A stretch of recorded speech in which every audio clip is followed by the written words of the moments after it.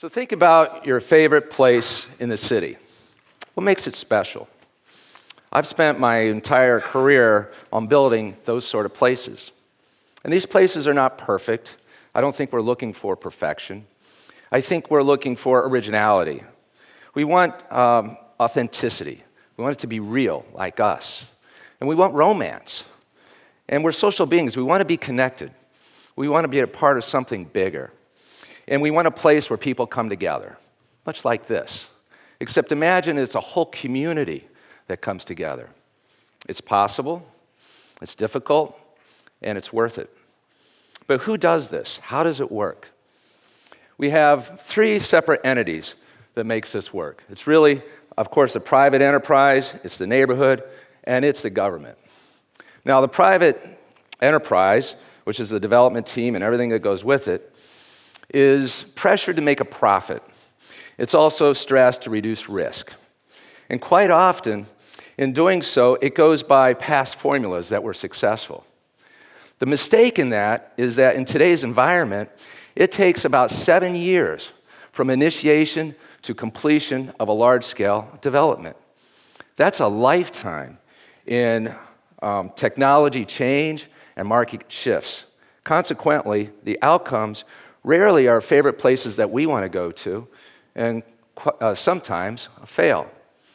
The smart developments, the ones that are successful, utilize creativity along with the diligence. And in addition to that, they work with all three groups. You have to work with the neighborhood and the government. All three entities have to embrace the fact that the city is not a museum. It's ever evolving, it's ever changing. And in fact, the cities are growing. For the first time in our history, over half of the population actually lives in cities. And that trend is going to continue. Projections are that over the next 20 years, cities will grow by 2 billion residents. So we're in the midst of an urban renaissance. And at the same time, technology and e-commerce are disrupting the very businesses that we're building for. So you can see the tension of urban development. So how do we make that happen? Well, there's lots of tools, but let me talk about accretive uses. Accretive uses are kind of like 1 + 1 = 3. They're value add. The sum is greater than the parts. For instance, if I build an office building, there's probably going to be a lot of people working there with young families. They would love to have those kids nearby. So next to it, we build a daycare center. And next to the daycare center, we build a park, because guess what? Those kids would love to be in a park. Next to the park, we build a coffee shop, because people who go to the park want to socialize and drink coffee. On top of the coffee shop, we build an apartment building, because everybody knows that apartment buildings love to have coffee shops on the first floor. So then maybe the residents in the apartment building actually work in the office building. I just gave you a stitching of symbiotic relationships that the whole is greater than the parts. And notice I haven't even talked about architecture. Architecture is important. It inspires us. Architecture also must serve the inhabitants of the buildings and the community around it. And at our core mission, urban development isn't about building a bunch of new shining buildings. It's about people. It's about developing communities that come together. When we do that, the asset value, profit, goes up, and the quality of life is improved for the region. That is a goal that we all can be passionate about. So from that end, I want to talk about the Southwest Waterfront, because there's a lot of lessons learned in this development, and we have to first start with history. This was L'Enfant's plan back in 1791. I don't think his plan had a red square on it. I think we added that for emphasis, because that is actually where the Southwest Waterfront is. L'Enfant gave this plan to George Washington for the new federal city that would be later called Washington, D.C. And so what's exciting about this is that the Southwest Waterfront was in the middle. It was the commerce intersection for the rest of the city, and it thrived for over 100 years. Let's fast forward now to 1960. The shipping industry had gone away, and the waterfront had seen its better days. At that point in time, the federal government subjected the Southwest to urban renewal. It was the first and worst of its kind in the country. And complete neighborhoods were decimated. Residents were removed, and a super highway was put in the middle of it. I don't know what urban planners were thinking back then. It was like people weren't going to walk again. We were all just going to use a car to go everywhere. It kind of isolated Southwest. And it sat fallow like this for half a century, until about 2006, when the city put forth a request for proposals, and this request was breathtaking, what they were looking at. It was a mile of shoreline, 75 acres of water and land, within walking distance of the National Mall. This was red meat for all the large developers on the eastern seaboard, including Chicago. So I put my little team together, along with many others, and it was an arduous campaign, on and on for months. And at the end of the day, I was the dog that caught the car. We then proceeded with what I knew well, which was working with the community and the government.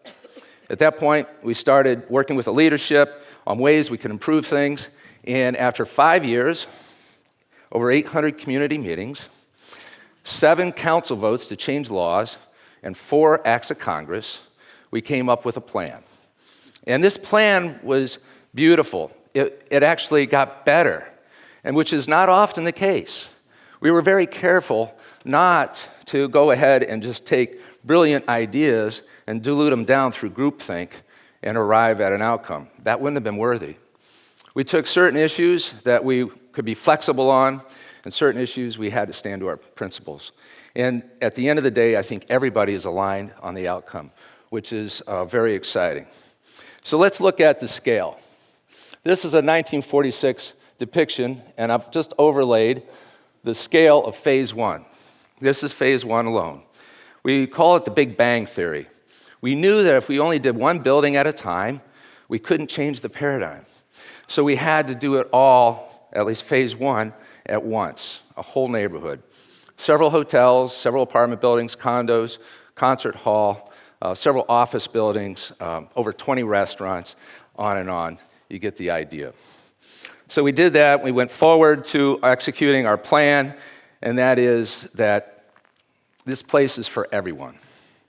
Everyone can come to this place and enjoy it. This is not just an exclusive resort type thing. This is a whole community. So we have housing, we have affordable housing. We like to joke we have unaffordable housing. We have market rate housing. We have fine dining, we have casual dining. We have something for everybody here. It's a true community, and that's what makes it strong. And we also go forward to maximize our resources. I look at everything that we do on the urban format and look at every neighborhood. It has a story to tell. It has a history. There's something in the DNA. Actually, on the waterfront, it's quite simple. It's the water. And don't screw it up. The water is magic. There's something with the water that makes us happy. I don't know what it is. It makes us more friendly, too. If you're on a boat and you pass another boat, what do? You wave. You don't do that in a car. I mean, people are meaner on the land. They're friendlier on the water. I don't know why.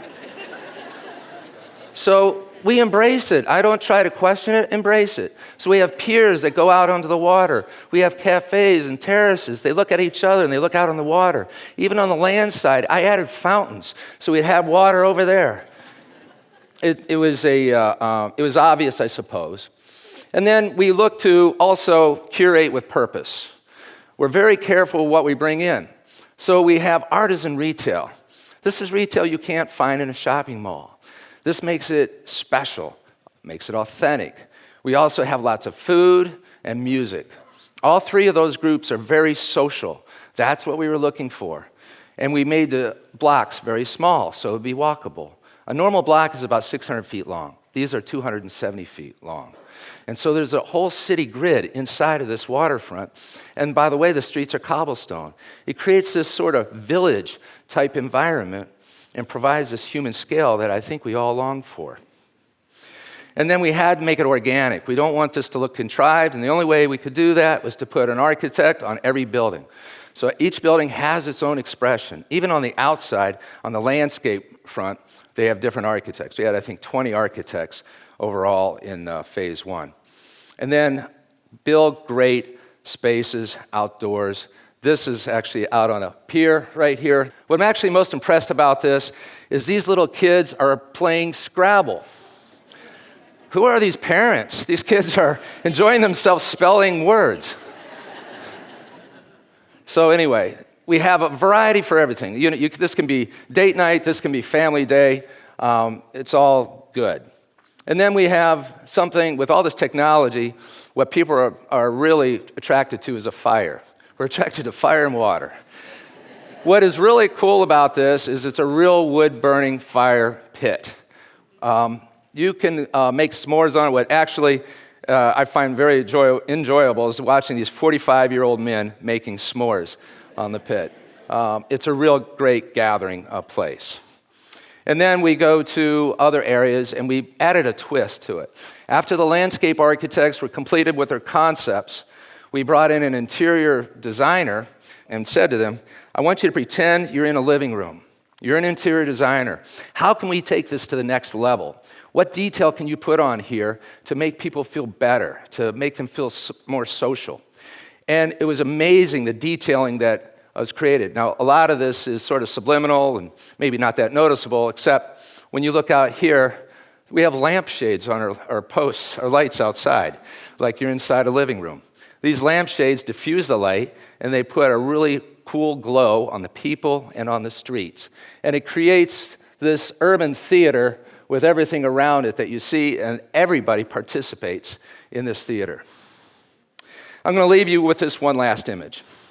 This just came over social media 3 days ago. I don't know who these girls are. I'm going to imagine they're sisters. It's beautiful. When we first started, when we opened it up a couple of weeks ago, we had 75,000 people come and visit the waterfront, and the crowds have persisted ever since. But, life is made up of moments. That sounds like a Hallmark card, I apologize. This is a special moment. So if you look at these two sisters, I'm going to believe that this is their favorite place in the city at this moment. And I cannot think of a better image to explain why it is that we do this in the city and build these great places. This is why we do it. Thank you.